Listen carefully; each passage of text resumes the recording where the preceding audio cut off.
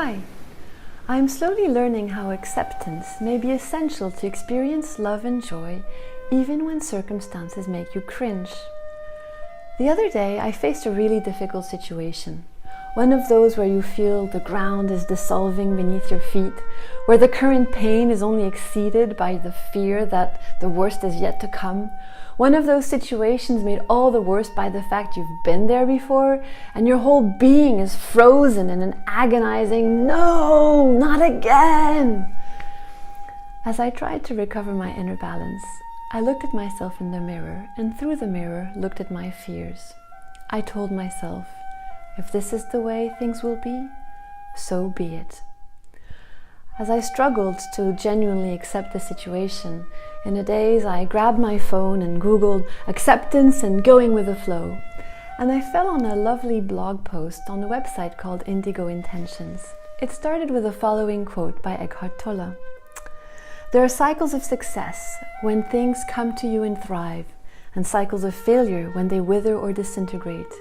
And you have to let them go in order to make room for new things to arise or for transformation to happen. If you cling and resist at that point, it means you are refusing to go with the flow of life, and you will suffer.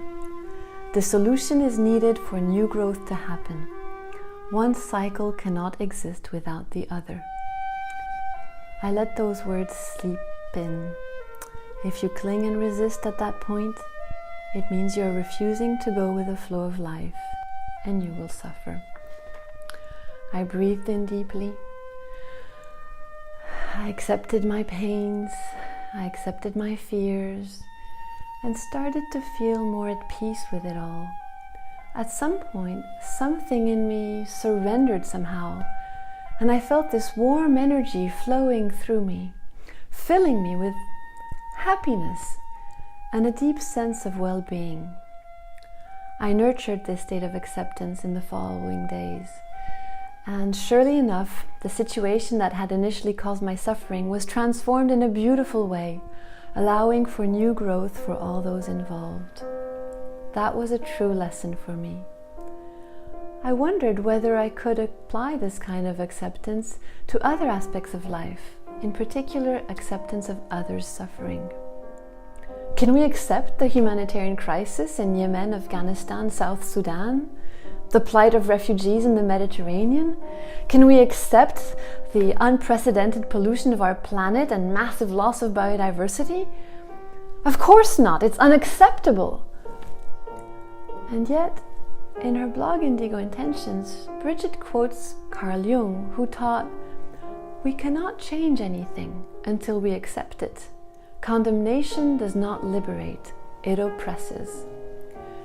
In trying to come to grips with all this, I bring it back to my own experience. In my first years as a nutritionist working in Afghanistan and the Somali region of Ethiopia, several times I found myself facing a severely malnourished child whom I could not help, and who probably died shortly after. The feelings of impotence and guilt were devastating. The guilt haunted me for years. Over time, I slowly learned to accept my limitations and to be humble enough to forgive myself, because otherwise all my energy was eaten up by remorse and I could not invest it in trying to do better. I realized that the lessons I learned in those situations are what enabled me later to help other children and to do so with more inner peace. Wayne Dyer wrote, "If I can define enlightenment briefly, I would say it is the quiet acceptance of what is." The blog ended with a famous prayer by Reinhold Niebuhr, which I share here as it can guide us through our explorations through life's challenges and frustrations. "God, grant me the serenity to accept the things I cannot change, courage to change the things I can, and wisdom to know the difference."